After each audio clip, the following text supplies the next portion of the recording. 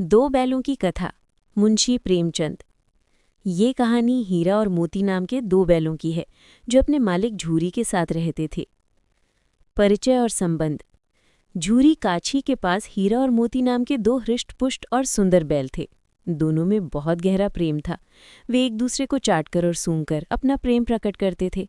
जब वे हल या गाड़ी में जोत दिए जाते थे तो हमेशा कोशिश करते थे कि बोझ दूसरे पर कम पड़े।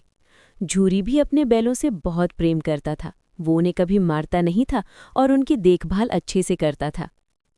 ससुराल भेजा जाना। एक बार झूरी ने किसी काम से दोनों बैलों को अपनी ससुराल यानी अपने साले गया के घर भेज दिया। बैलों को लगा कि मालिक ने उन्हें बेच दिया है, इसलिए वे बहुत दुखी हुए। गया ने उन्हें बहुत रूखा सूखा खाना दिया और दिन भर उनसे कड़ी मेहनत करवाई। इस अपमान और कष्ट को वे सह न सके। रात को जैसे ही उन्हें मौका मिला वे गया के घर से रस्सी तोड़कर भाग निकले। घर वापसी और पुनः कष्ट। भागकर वे सीधे झूरी के पास पहुंचे। सुबह जब झूरी ने उन्हें चरनी पर खड़ा देखा तो खुशी से पागल हो गया। उसने उन्हें गले लगा लिया, लेकिन गया ने पीछा किया और बैलों को वापस ले जाने आया। इस बार गया उन्हें अधिक क्रोधित होकर ले गया। उसने बैलों को मोटी रस्सियों से बांध दिया और पहले से भी बुरा व्यवहार किया। मोटी की शरारत और छोटी बच्ची का प्रेम। गया के घर एक छोटी बच्ची रहती थी जो बैलों से बहुत प्रेम करती थी। उसकी माँ मर चुकी थी और सौतेली माँ उसे मारती रहती थी, इसलिए वे बैलों का दुख समझती थी। वे रोज रात को उन्हें 2 रोटियां खिलाती थी।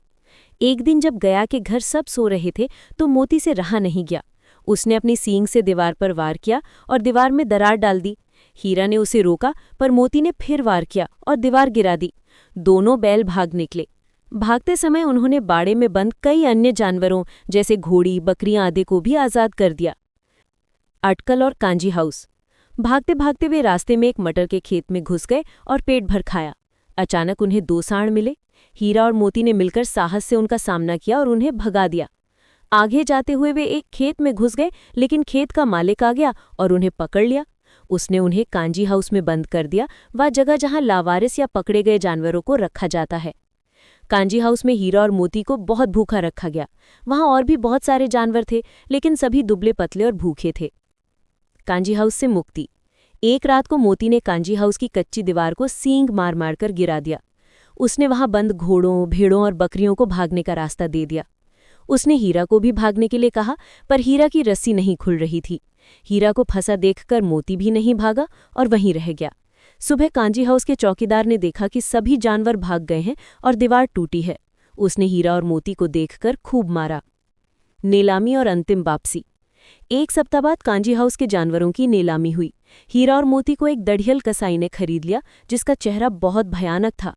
बैल समझ गए कि अब उनका अंत निकट है। कसाई उन्हें हाँकते हुए अपने साथ ले चला। चलते चलते अचानक उन्हें वो रास्ता पहचाना सा लगा जो उन्हें गया के घर से झूरी के घर ले आया था। खुशी के मारे वे जोर से रंभाए और अपने पूरी ताकत से भाग निकले। दढ़ियल कसाई पीछे पीछे भागा, पर वे दोनों अपनी जान बचाकर सीधे झूरी के घर पहुंचे और अपनी चरनी कर खड़े हो गए। झूरी ने जब बैलों को देखा तो वो दौड़कर उन्हें गले लगा लिया। गांव के सभी लोग वहां जमा हो गए और बैलों का स्वागत किया। दढ़ियल भी पीछे आया और बैलों पर अपना हक जताने लगा।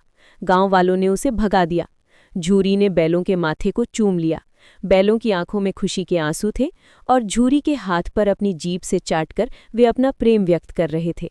कहानी का संदेश। ये कहानी पशुओं के प्रेम, आज़ादी के महत्व और सच्चे मित्र की भावना को दर्शाती है।